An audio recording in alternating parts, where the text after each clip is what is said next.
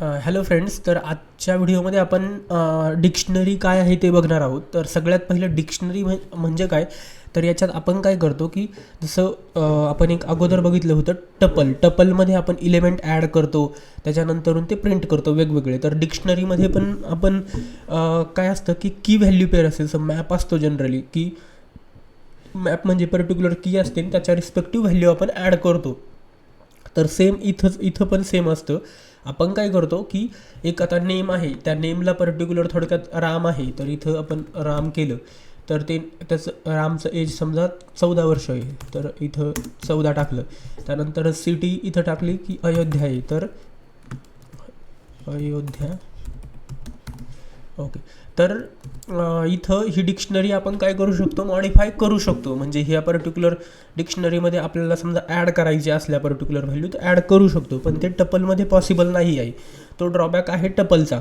तर पण टपलमध्ये कसं असतं की आपण इंडिव्हिज्युअली इलेमेंट डिफरंट ॲड करतो, पण याच्यात काय असतं की की व्हॅल्यू पेअर ॲड करतो. तर हा एक बेसिक मेजर डिफरन्स आहे टपल आणि डिक्शनरीमधला. तर आता आपण पर्टिक्युलर इथं ऑपरेशन दिले बघा, ॲड करू शकतो, त्याच्यानंतर रिमूव्ह करू शकतो. तर एक मिनटं, इथं राम करू आणि इथं removing the particular edge. Okay. आणि हे बघा इथं काय केलं आहे, त्यांनी इटरेट केलं आहे आणि प्रिंट केलं आहे. आता मी हे तुम्हाला पहिल्यांदा प्रोग्राम रन करतो आणि मग दाखवतो की Python dictionary dot P Y. तर can't open dictionary. Okay, dictionary spelling mistake झाली माझ्याकडून. डिक्शनरी. हां, हे बघा आता मी तुम्हाला कम्पेअर करून दाखवतो याचं जे आउटपुट आहे ते. आता हे बघा, सगळ्यात पहिलं आपण काय केलं याच्यात इथं काय केलं आहे की इथं बघितलं तुम्ही की एक डिक्शनरी डिक्लेअर केली, त्यात की व्हॅल्यू टाकलं आहे राम, त्याचं एज आणि त्याच्यानंतरून त्याची सिटी.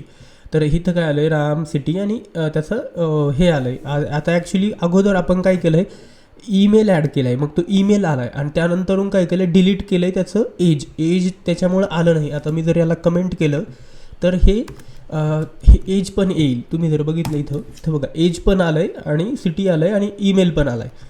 तर इथं ॲड केलं आहे पहिल्यांदा, त्याच्यानंतर ॲड ईमेल केला आहे, त्याच्यामुळे ईमेल ॲड झाला. रिमूव्ह केला आहे त्यामुळे एज रिमूव्ह झालं आहे आणि तेच आपल्याला प्रिंट करायचं आहे. तर फॉर लूप हा कसा चालतो हे मी तुम्हाला सांगेल.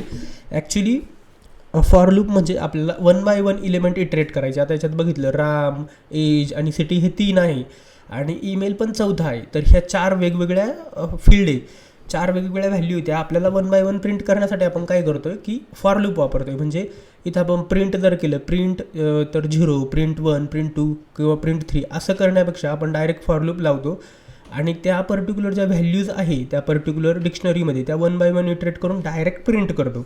तर ही सिम्पल मेथड असते फॉर लूप वापरून आपण मल्टिपल व्हॅल्यू प्रिंट करायच्या. तर या व्हिडिओमध्ये एवढंच. थँक्यू. आपण नेक्स्ट व्हिडिओमध्ये दुसरा टॉपिक बघू.